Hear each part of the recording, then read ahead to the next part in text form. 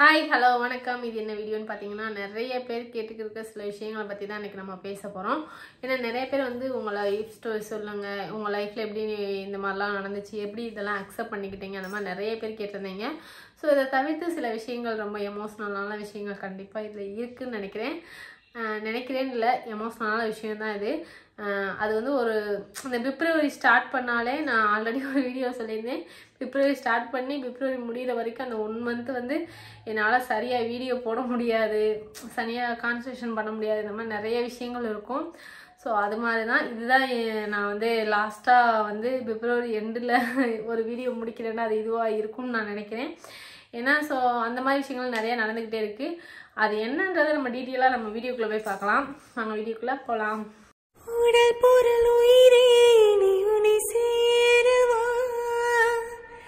விடியும் வரையில் உன்னை தாலாட்டவா, நெஞ்சில் சுமப்பேனே கருவாய் காப்பேனே உந்தன் மறுபாதி. வீடியோக்குள்ளே வந்துட்டோம். ஸோ என்ன ஒரு எமோஷ்னலான விஷயம், என்ன ஒரு விஷயம்னா, ஃபஸ்ட்டு பிப்ரவரி 1 வந்து சொன்னேன் இல்லையா, பிப்ரவரி 1 வந்து சொன்னேன் இல்லையா, ஃபஸ்ட்டு எடுத்தோடனேவும் எனக்கு அந்த டே ஆரம்பிச்சோடனே ஃபஸ்ட்டு டேவே பிப்ரவரி 1 வந்து உதயா டெத்து டே. ஸோ அது வந்து 3 வருஷம் கம்ப்ளீட் ஆயிடுச்சு. எங்கள் லைஃப் ஜேர்னியே பார்த்தீங்கன்னா என்ன மாதிரி நடந்துச்சு, என்ன மாதிரி ஆரம்பிச்சிச்சு, என்ன மாதிரி முடிஞ்சிச்சுன்னு கூட தெரியல. ஏன்னா அந்த அளவுக்கு நிறைய ஸ்ட்ரகிள்ஸ் வந்துச்சு, நிறைய என் வாழ்க்கை இது என்ன வாழ்க்கை அப்படின்ற மாதிரி இருக்கும்.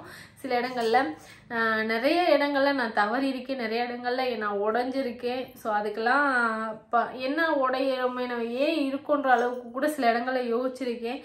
ஸோ அதெல்லாம் தாண்டி நான் ஒரு லைஃபுக்குள்ளே இருக்கேன்னா, நான் என் லைஃப்பை மூவ் பண்ணி ரன் பண்ணி போகிறேன்னா அதுக்கு ஒரு மெயின் காரணம் வந்து இந்த குட்டி பையன் மட்டும்தான். ஸோ அதனால் வந்து நிறைய பேருக்கு அந்த வீடியோவில் பார்க்குறப்ப உங்களுக்கு என்ன மாதிரி தெரியுதுன்னு சொல்லிட்டு தெரியலை.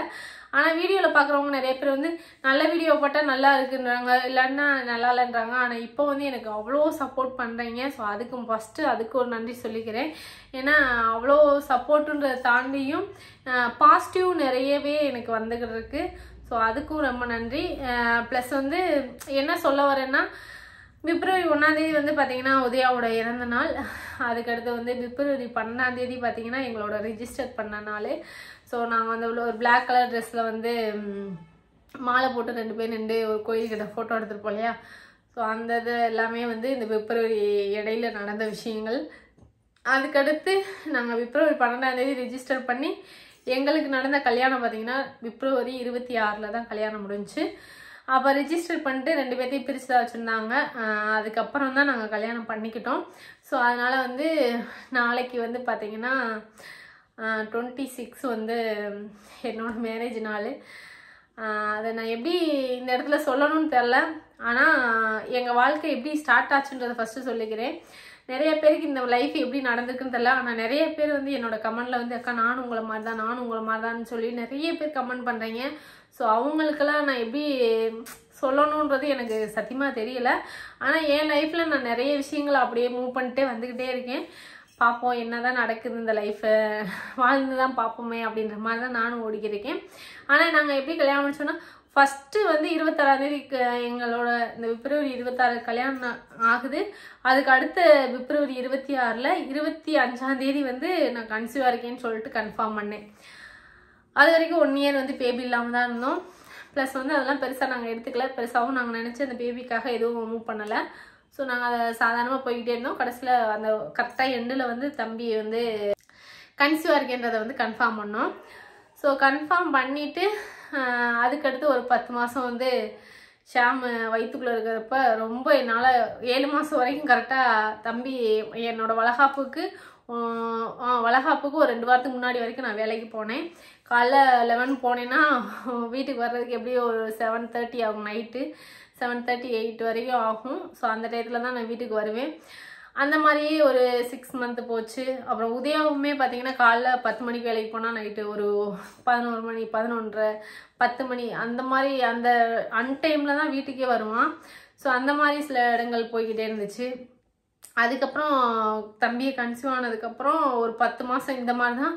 அப்புறம் வளகாப்பு முடிஞ்சதுக்கப்புறம் நான் மட்டும்தான் வீட்டில் இருந்தேன். அந்த மாதிரி சில இடங்கள் இருந்துச்சு. அப்புறம் வீட்டில் இருந்துக்கிட்டேவும் வளகாப்பு டயத்தில் பார்த்தீங்கன்னா ஒரு விஷயம் என்னென்னா, நம்ம சேட் இருந்துச்சு இல்லையா, அதில் வந்து நாங்கள் நிறைய வீடியோ அப்லோட் பண்ணியிருப்போம். சுமின்னு போட்டு ஆரம்பிச்சிருப்போம். அதில் நான் கூட அதில் உதயா சுமதின்னு போடலான்னு சொன்னேன்னா, இல்லை சுமீன்லேயே போடு அப்படின்னு சொல்லிட்டு அவன் ஆரம்பித்த ஐடியா இருந்தது. ஸோ அதில் சுமீன் மட்டும் போட்டிருக்கோம். அந்த ஐடியில் போய் பார்த்தீங்கன்னா எப்படி ஒரு கிட்டத்தட்ட ஒரு 4000 வீடியோ இருக்கும். ஸோ அது வந்து எங்களோட லைஃப்பில் வந்து அந்த செகண்ட் வருஷம் ஃபஸ்ட் ஆனிவர்சரி எப்போ தம்பி வயிற்றில் அப்போ தான் கன்ஃபார்ம் பண்ணியிருக்கேன்னு சொன்னேன் இல்லையா, அதுலேருந்து ஷாம் பிறந்து அந்த லாஸ்ட்டு டைம் வரைக்கும், உதயா லாஸ்ட்டு டைம் வரைக்கும் அந்த இதில் நாங்கள் வீடியோ போட்டிருப்போம்.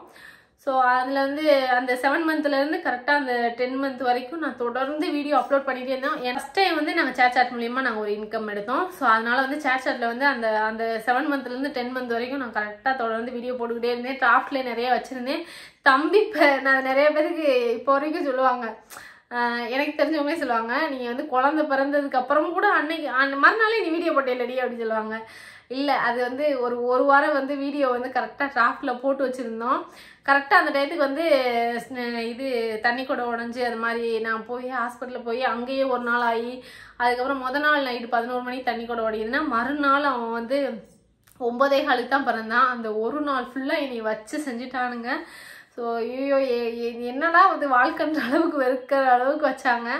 ஆனால் அப்போ என்னைய விட அவன் ரொம்ப கஷ்டப்பட்டான், நமக்காக கஷ்டப்படுறாளேன்னு சொல்லிட்டு அந்த மாதிரி ஒரு மாதிரி ஃபீல் பண்ணான். அதை நாங்கள் வந்து அந்த டெலிவரி எக்ஸ்பீரியன்ஸில் சொல்லியிருப்போம். ஸோ அந்த மாதிரி போச்சு. அதுக்கப்புறம் தம்பி பிறந்ததுக்கப்புறம் தம்பியுமே ஹாஸ்பிட்டலில் ஒரு கிட்டத்தட்ட ஒரு 7 நாள் வந்து அங்கேயே வச்சுருந்தாங்க. ஸோ அதுக்கப்புறம் அவனை அனுப்பவே மாட்டேன்ட்டாங்க. தம்பிக்கு ஊசி குத்துறேன்னு ஒரு பொண்ணு குத்தி தம்பி மயக்கம் போடுற மாதிரி ஒரு மாதிரி ஆகிட்டான். அதுக்கப்புறம் நான் ஹாஸ்பிட்டலில் சண்டையை போட்டு தம்பியை தூக்கிட்டு வீட்டுக்கு வந்துட்டோம். அதுக்கப்புறம் வந்து வீட்டுக்கு வந்ததுக்கப்புறம் ஒரு 3 மந்த் ஒரு 4-5 மந்த் இருக்கும், கிட்டத்தட்ட 3 மந்த் இருக்கும். அந்த டயத்து வரைக்கும் நானும் ஷாம் மட்டும்தான் வீட்டில் இருப்போம். அத்தை பக்கத்தில் வேலைக்கு போவாங்க, அப்பப்போ வந்து பார்த்துட்டு போவாங்க. அந்த தம்பியை குளிக்க வைக்கிறேன்னா ஒரு நாளைக்கு 1 டைம் மட்டும் வீட்டுக்கு வந்துட்டு போவாங்க தம்பியை பார்க்குறதுக்காக. அதுக்கு அந்த இடையில கேப்பில் ஃபுல்லாக நானும் ஷாமுமாக தான் இருப்போம். உதயா காலையில் வெள்ளனா 10 மணிக்கு வேலைக்கு போயிட்டான்னா நைட்டு அவன் வர்றதுக்கு எப்படியும் 10க்கு மேலே தான் ஆகும். ஸோ அவன் பார்த்த வேலை அந்த மாதிரி இருக்கும். அந்த மாதிரி போய்கிட்டே இருந்துச்சு. அதுக்கப்புறம் கரெக்டாக தம்பிக்கு 4 மந்த்து அந்த மாதிரி டயத்தில் வந்து அவன் லீவு போட்டு அதுக்கப்புறம் வேலைக்கு போகாமல் எங்களுக்கு வந்து ஃபுல் அண்ட் ஃபுல் யூடியூபுக்குள்ளே அப்போ தான் நான் வந்து ஸ்டார்ட் பண்ணியிருந்தேன். ஸோ அப்போ டெலிவரி எக்ஸ்பீரியன்ஸ் இதெல்லாம் சொல்கிறப்போ வந்து ஷாமுக்கு நல்லா தலை நின்றுச்சு. நாங்கள் இடையில கூட அந்த வீடியோவில் காமிச்சிருப்போம். ஸோ அந்த மாதிரி இருக்கிறப்ப நான் யூடியூப்பை ரன் பண்ண ஆரம்பித்ததுக்கப்புறம் அவனுக்கு வந்து இந்த side full and full media ஃபீல்டுக்குள்ளே உள்ளே வந்துட்டான். ஸோ உள்ளே வந்ததுக்கப்புறம் நாங்கள் எல்லாமே இந்த மாதிரி டிக்டாக்கு ப்ளஸ் சேட்டு யூடியூப்பு அந்த மாதிரி போய்க்கிருந்துச்சு. ஸோ இந்த விஷயங்கள் இப்படியே போய்க்கிருக்கப்போ இதை ரன் பண்ண ஆரம்பித்தோம். இடையில ஃபுல்லாமே ஷாமு பார்த்துக்கிறது, அது வந்து கொரோனா பீரியட் வேறு, அதனால வந்து கடை ஓப்பனில் இல்லை. ஸோ அந்த ரீசன்னால தான் மெயினாக இருந்தான் வீட்டில். அப்போது இந்த கொரோனா பீரியட் அந்த மாதிரி இருக்கிறப்ப ரொம்ப கொஞ்சம் கஷ்டமாக இருந்துச்சா. வெளியில் எங்கேயும் போக முடியாத அந்த மாதிரி இருக்கும், வீட்டிலே தான் இருப்போம். அந்த மாதிரி சில இடங்கள் போய்கிட்டே இருந்துச்சு. ஒரு 3-4 மாதம் கிட்டத்தட்ட உங்களுக்கே தெரிஞ்சிருக்கும். லாக்டவுன் போட்டுக்கிட்டே இருந்தாங்க. எப்படா அந்த லாக்டவுன்லாம் ரிலீஃப் ஆகி நம்ம எப்படா நார்மல் லைஃபுக்கு வருவோன்ற ஒரு எதிர்பார்ப்பில் இருக்கும் இல்லையா, அந்த மாதிரி இருந்துச்சு.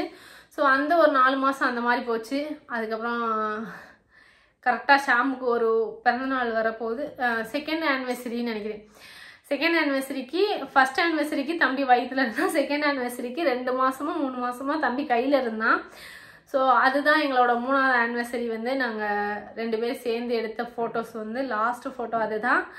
அதுக்கு அடுத்து வந்து ஷாமுக்கு ஒரு பிறந்தநாள் வர்றதுக்கு ஒரு 15 நாளுக்கு முன்னாடி கரெக்டாக 24ஆம் தேதி தம்பி உதயாவுக்கு ஆக்சிடெண்ட்டு. தம்பிக்கு வந்து 12ஆம் தேதி வந்து பிறந்தநாள். அந்த ஒரு 10 நாள் கேப்பு. அப்பையும் கூட நான் வீடியோவில் வந்து இந்த மாதிரி தம்பிக்கு வந்து உதயா வந்து வெளியில் கேரளா போயிருந்தாங்க அந்த மாதிரி தான் சொல்லியிருந்திருப்பேன். ஸோ கிட்டத்தட்ட ஒரு மாதம் வரைக்கும் நான் மீடியாவிலே சொல்லவே இல்லை. அதுக்கப்புறம் தான் இந்த மாதிரி மீடியாவை தெரிய வந்துச்சு. அப்பவுமே உதயா வந்துடுவான்ற ஒரு எண்ணம் எனக்குள்ளே இருந்துச்சு. அவன் வந்து ஒரு ஆளாக இருந்தால் மட்டும் போதுன்ற மாதிரி தான் நாங்கள் இருந்தோம். ஸோ அந்தளவுக்கு கூட இல்லை, நான் அவன் ரெக்கவர் ஆகிறியா நல்லா நார்மலாக பேசிடுவோம். நான் அவன்கிட்ட பேசுறதுக்கு நிறைய விஷயங்கள் இருந்துச்சு. அந்த ஒரு கையில் வச்சுருந்த ஒரு 4 மாதத்தில் நான் எவ்வளோ பேசியிருப்பேன்றது எனக்கு மட்டும்தான் தெரியும். அது உதயாவுக்கு கேட்டுச்சா கேட்கல எனக்கு படபடன்னு உதயா கேட்டுச்சா கேட்கலையான்றது கூட வந்து அவனுக்கு மட்டும்தான் தெரியும். அதுக்கடையில் நான் எவ்வளோ பேசியிருக்கேன், என்ன பேசியிருக்கேன், என்னெல்லாம் நான் அவன்கிட்ட பேச நினச்சேன், எல்லாமே என் மனசுக்கு மட்டும்தான் தெரியும். இந்த மாதிரி ஒரு சூழ்நிலையே நாங்கள் எதிர்பார்க்கவே இல்லை. உதயா பிப்ரவரி 1 இறந்து போகிறான். பிப்ரவரி 26 எனக்கு திருப்பியும் 3வது கல்யாண நாள், 4வது கல்யாண நாள். கரெக்டாக 3 வருஷம் கொண்டாடிருக்கோம், 2 வருஷம் கொண்டாடிருக்கோம். ப்ளஸ் 3வது கல்யாண நாள் வந்து அவன் இறந்து போய் நான் ஒரு 20 நாளில் 26 நாளில் வந்து கல்யாண நாள் வந்துச்சு. அப்போலாம் என்னால் ஏற்றுக்கவே முடியலை. என்னடா இவனை நம்பி வந்தோமே விட்டுட்டு போயிட்டானேன்ற அந்த ஒரு விஷயம் இருக்குல்ல, அது வந்து அப்போ எனக்கு இருந்துச்சு. அப்போல்லாம் நிறைய மனநிலைமையிலேருந்து நிறைய என்னால் வெளியிலே வர முடியலை. ஸோ அந்த மாதிரி ஒரு இடம் இருந்துச்சு. அதுக்கப்புறம் நடந்த விஷயங்கள் எல்லாமே வந்து எனக்கு மாதிரி ஒரு சில விஷயங்கள் ஃபுல்லாமே எனக்கு என் லைஃப்பில் நடந்தது மாதிரி நடந்துட்டு போயிடுச்சு. அதுக்கடுத்து நான் வந்து 2nd 3rd anniversary 4th anniversary வந்துச்சு. அப்போயும் நான் ரொம்ப உடஞ்சேன். அந்த டைம் அந்த 4th anniversary வரைக்குமே ரொம்ப உடஞ்சிட்டேன். அப்புறம் 5th இப்போ வர்றது வந்து 6th வரப்போகுது. ஸோ அதை வந்து என் லைஃப்பில் பார்த்தீங்கன்னா அந்த 6th வந்து 3 வருஷம் வாழ்க்கை கூட எனக்கு அவனோட வந்து சந்தோஷமாக இருந்தேன். நான் அது எப்படி சொல்கிறதுன்னு தெரியல எனக்கு. ஸோ அந்த வாழ்க்கை அப்படியே போயிடுச்சு.